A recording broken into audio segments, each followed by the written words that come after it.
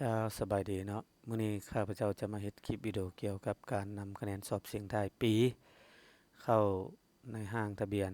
ของนักเรียนขั้นป .5 นี้ซึ่งสิมีขั้นตอนแนวใดอยากให้อาจารย์ติดตามเบิ่งนำกันเนาะอาจารย์เนาะหลังจากที่อาจารย์เข้าสู่ระบบได้แบบนี้แล้วเนาะให้อาจารย์ไปที่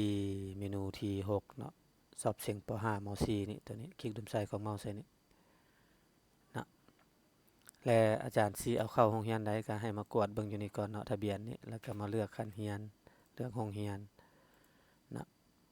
แล้วก็กดรายงานอยู่นี่ข้าพเจ้าขอเลือกเป็นปฐมพลมีไต้เนาะตอนนี้มันจะมีหัดแต่งเขียนถ้วยเนาะแล้วก็คณิตศาสตร์วิทยาศาสตร์สิ่งแวดล้อมบ่มีคะแนนเนาะแล้วเฮ็ดจะได้เอาสิเอาคะแนนเข้ามานี่ได้เนาะอาจารย์เนาะก็ให้อาจารย์ไปที่นี่อาจารย์แถบเมนูนำเข้าคะแนนนี่เนาะอันนี้แม่นเฮ็ดอยู่ขั้นเมืองเด้ออาจารย์เด้อนำเข้าคะแนน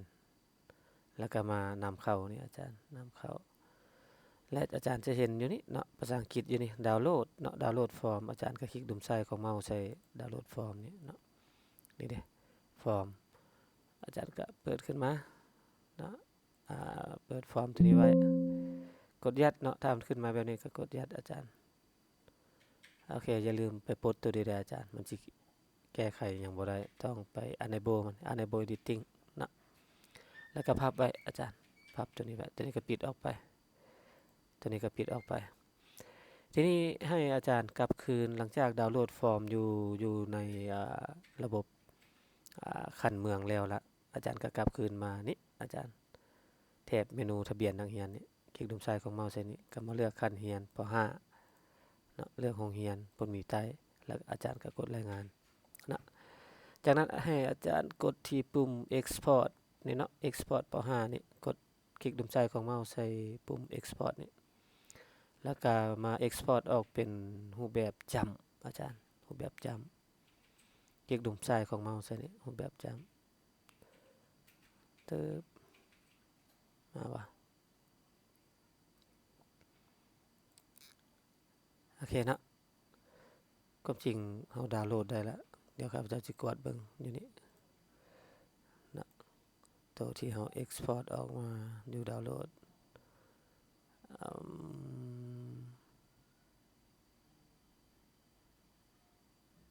ตัวนี้กดยัดนะอาจารย์กดยัดเนี่ยนะตัวที่เรา export ออกมาเป็นตัวนี้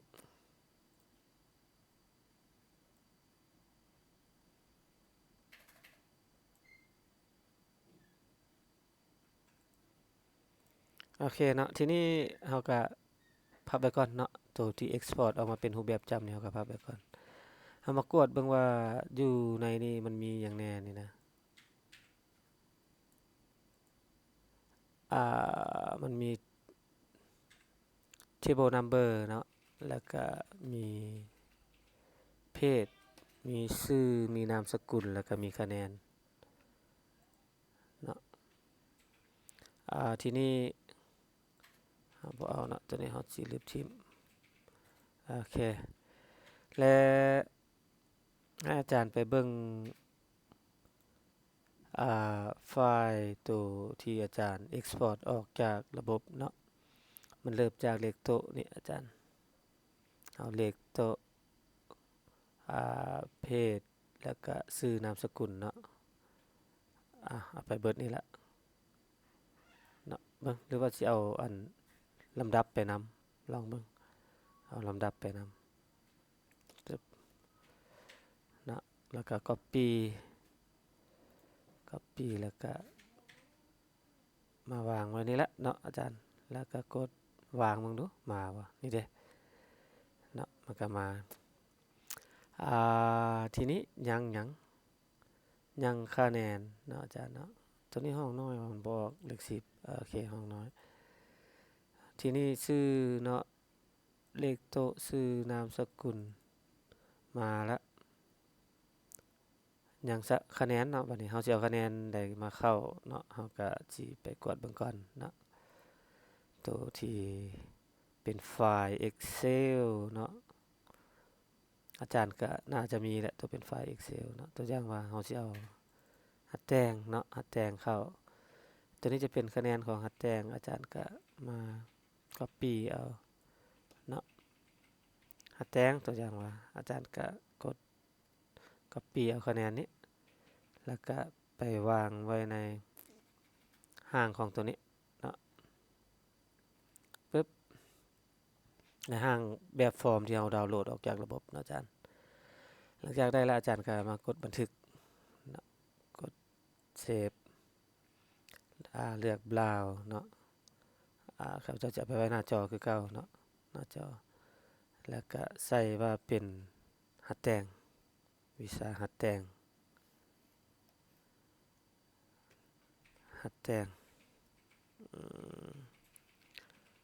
โอเคแล้วก็ตัวนามสกุลมานี้ให้อาจารย์เซฟเป็นไฟล์ CSV limited ตัวนี้เนาะ CSV limited เนาะเลือกตัวนี้แล้วก็กดเซฟเนาะกด yes โอเคได้ละแล้วทีนี้ต่อไปเราก็ไปเลือกเอาวีซ่าเขียนถ้วยบัดนี้เขียนถ้วยมีอยู่นี่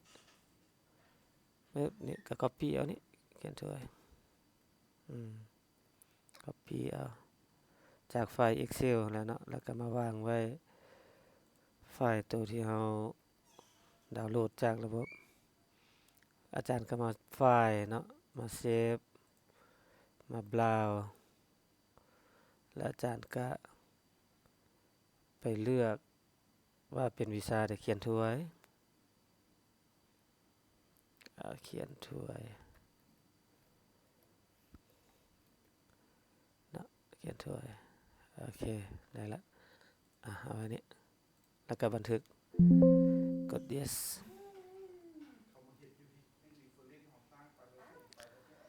ลองเอาเข้าเบิ่งก่อนเนาะบัดนี้เนาะหรือว่าสิเอาคะแนนมาเบิดก่อนก็ได้เดี๋ยวขอเอาคะแนนมาเบิดก่อนเอาหยังบัดนี้คณิตศาสตร์บัดนี้คณิตศาสตร์ตัวนี้ copy แล้วมาวางไว้นี่ตัวนี้จะเป็นมาเซฟมา Browse แล้วก็ตัวนี้เนาะตัวนี้ใส่เป็นคณิตศาสตร์โอเคบันทึกเลยนะเพราะว่าตัวนี้เรานามสกุลบอนเซฟแอดไทน์ในนามสกุลของไฟล์ที่เราต้องการอยากเซฟบันทึกแล้วเราก็กดเซฟเลยกด yes ไปเลยเนาะแล้วก็เอาวิชาสุดท้ายก็คือวิทยาศาสตร์และสิ่งแวดล้อมเนาะก็ copy เอา copy copy แล้วก็มาวางเนาะแม่นบ่ล่ะบัดนี้ตัวนี้วางไปไฟล์เซฟเนาะ Browse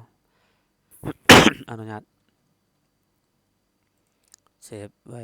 หน้าจอตัวนี้ก็ใส่ว่าวิทยาศาสตร์และสิ่งแวดล้อมจากนั้นอาจารย์ก็กดบันทึกเลยกด yes โอเคเนาะหลังจากแล้วอาจารย์ก็กลับมาที่ระบบเฮาบัดนี้มานี่เนาะระบบเฮามา